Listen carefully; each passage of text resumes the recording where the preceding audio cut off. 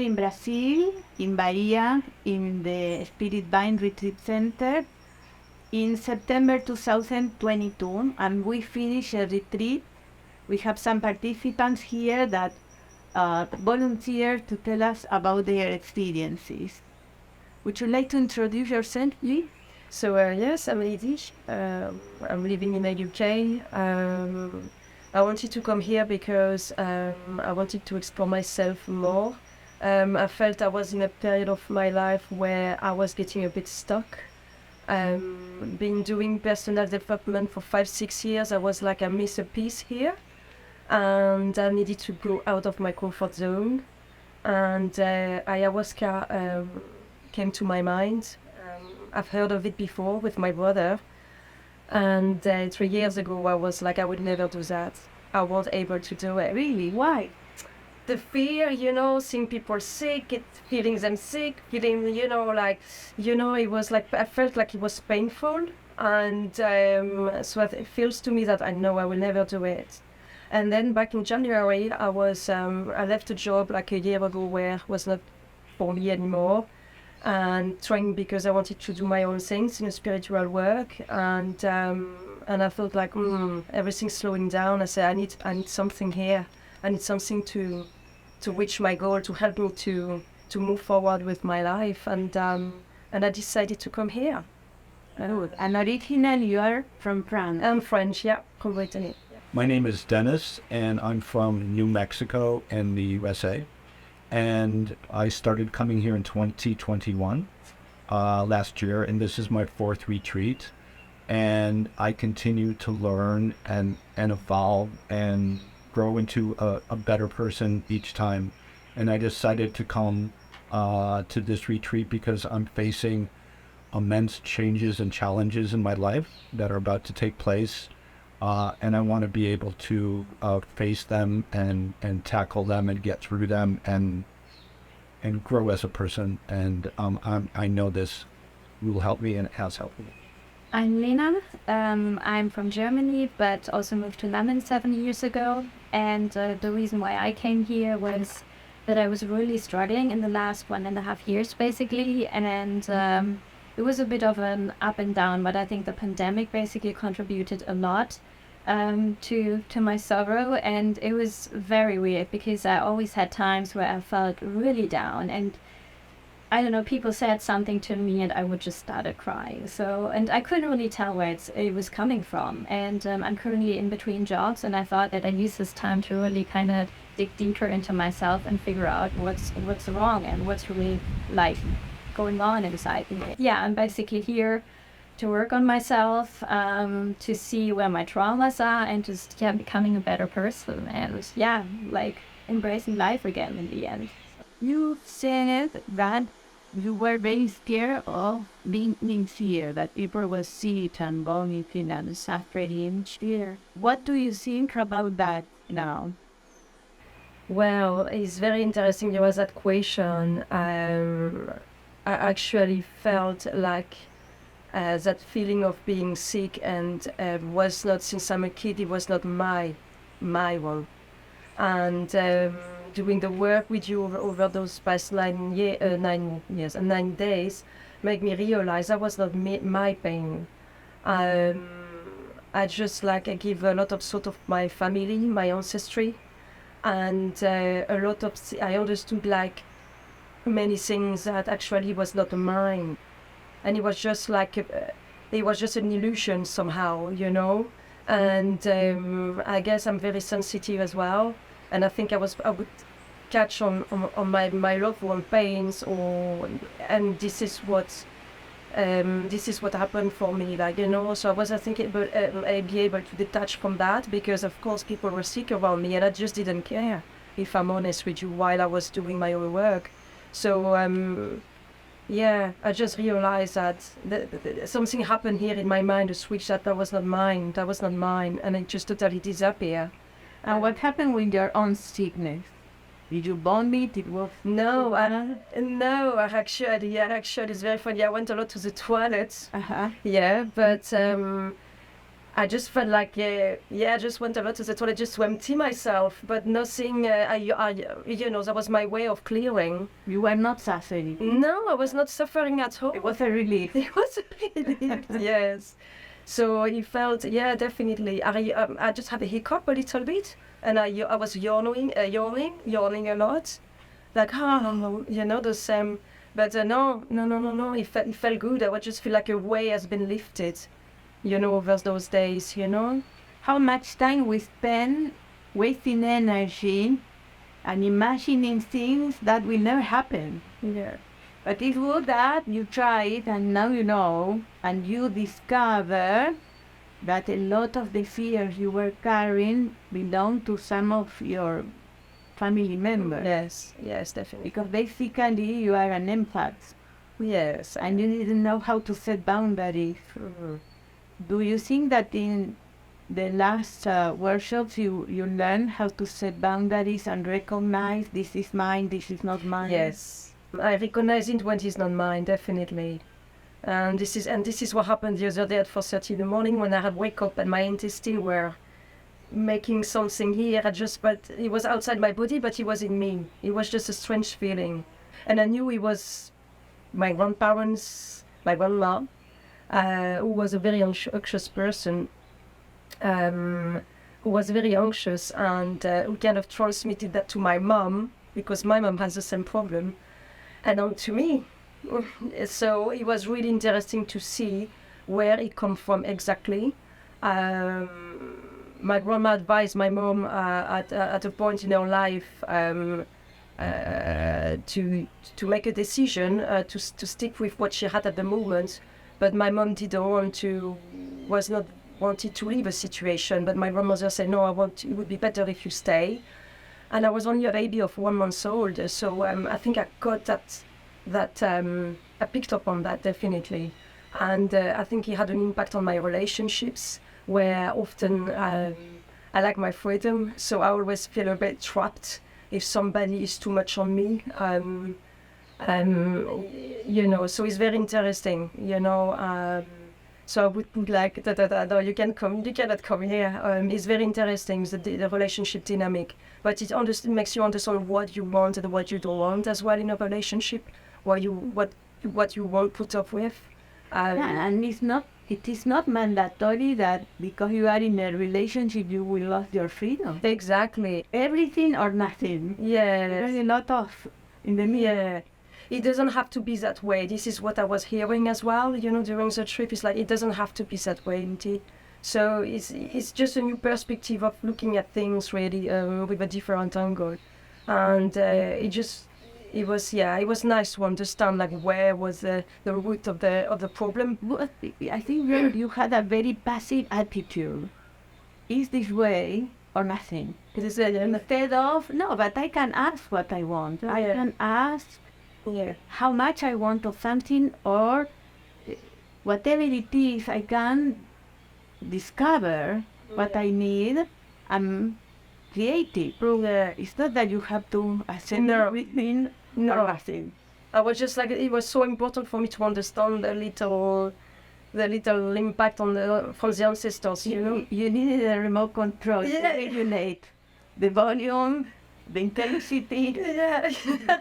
Yes, definitely. But it's so common, no? People don't realize, but I can make it less this, a little more that, and it's like we don't know we have this power. Yeah. And we can do it. Yeah. Or you don't have the right to ask this, or I have the right. I have the right. I have the right. I have in my power. Yeah. No, they should be. Yeah. and you, Dennis, you keep coming back because you feel that the techniques you are learning here are helping you to be more happy or efficient, or Immensely. And regarding your last question, I actually heard about ayahuasca through my daughter, and I never knew anything about it. So I started watching documentaries on YouTube and Netflix, and this is really pretty much nothing like that stuff at all. And there's not those rituals with the shaman, and I was really scared of all of those things. They just seemed really sort of bizarre and scary to me. And I've never vomited either. I've done ayahuasca, I guess, 18 or 19 times and never vomited. So this is just very, very different. And one of the greatest things about spirit wine is it's not like a religious cult where you're following a person or following a teaching or some kind of dogma or anything like that. What Sylvia helps us to realize and learn is to depend on our inner selves, our higher self, and that's really where the answers are. I mean, the answers aren't really even in ayahuasca. It's just that the ayahuasca helps us to get there. And what it gives us, instead of following a person or following a religion, that's a kind of bondage. And it's funny how people leave materialism for that, but if to me, they're just changing shackles in a way. But what this enables a great sense of freedom. It's an amazing sense of freedom that we're learning to enjoy. And I think that's the most wonderful things about Spirit Vine, actually. My intention is to help people to recover their own power, because everybody, we start the school, even before we born, our family have already a lot of ideas of our profession and what we will be, what we will do, and then the school and a lot of programs that are are removing our own power. We lost the capability to create because we are full of fears. So we need to heal this connection that was broken and start using our own power, our own resources, and to take your own decisions, your own risks, because you have your own lessons to learn. I cannot do it for you. You have to choose what you want to do. If you make a mistake, you will have to correct it, but that's it. It's your path. And this is the method here. Nobody have to follow me or to agree with me.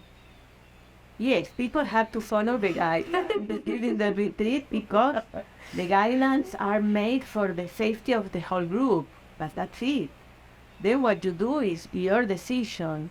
We are not teaching doctrine, and everybody comes from different parts of the world with their own religions, their own beliefs, and it's okay. We don't talk here about politics, about conspiracies. We are interested in working in our souls and the causes of our problems that are not here. The causes are never here, only the materialization of the problem is in this reality, but the causes are in another place, or in the past, or in another life, or in another dimension, but never here. That's why we use modified state of consciousness. What do you think about the workshops when we are relaxed and we are looking for information, and the information appears? Something that is a really biggest repulsive one, but information down. Did you have this experience here? Yes, I definitely had it here. I think especially the first workshop was already quite a decisive one for me. It was the inner child workshop where we basically had to go back into our childhood and think about a scenario, where a piece of our soul was basically taken away and something that really hurt us.